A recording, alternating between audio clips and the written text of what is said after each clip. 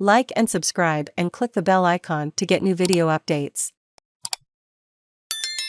Andrew Symonds, cricket favourite farewelled at funeral service and memorial. There were jokes, laughs, sombre moments and a poem titled Rupert Roy as Andrew Symonds was farewelled in style. Family, friends, cricketing teammates and fans gathered at Townsville's Riverway Stadium for the private funeral service.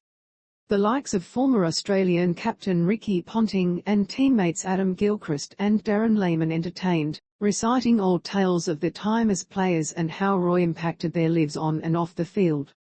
Poet Rupert McCall remembered the times he'd received telephone calls from Symonds late at night, hoping to hear a couple of his favourite poems as he sat by the fire with his mates. McCall delivered every time, and did so again with his final ode to the life of Symonds, speaking of the white-lipped assassin and six-monster snapper that silenced the critics when resurrecting his Test career with a famous knock against South Africa on Boxing Day.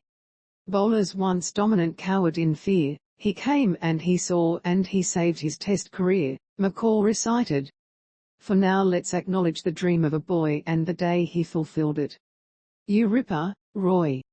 Earlier, Cricket Australia director Greg Rowell began the proceedings after an opening video tribute, hailing Symonds' commitment to the team, others and everyone before himself. He was a man for others, and it showed in the mastery and the breadth of the skills that had little return or dividend to him in his pursuit of his personal dreams, Rowell said. He owned his mistakes, he put others before himself to see what has to be done, and to do it. To assess what had to be said, and to say it. Ponting, Lehman and Gilchrist all hailed Symonds' efforts around both his state and national teammates, and his calm demeanour that settled them even in the most tense settings. It was that effort that Ponting said, inspired him to get back to Australia whilst suffering from gastroenteritis following his duties in the IPL. I had to lay down upstairs, before the service. And then I just had these words ringing in my head from Roy up there, Ponting said. Get up, get down there, you got a sore belly have ya, Ponting said to a chorus of laughter. Lehman called him the best player he ever coached, while Gilchrist said what struck him the most was how often old friends had spoken of Symonds' off-field life, with barely a mention of his cricketing achievements. We've spoken so much about him as a person we forget to talk about the level of cricketer that he was, Gilchrist said.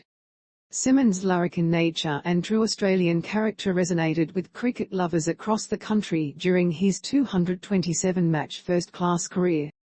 It was that personality that ensured he was admired for his bullish nature with the bat and arrow-like precision on the field for state and country.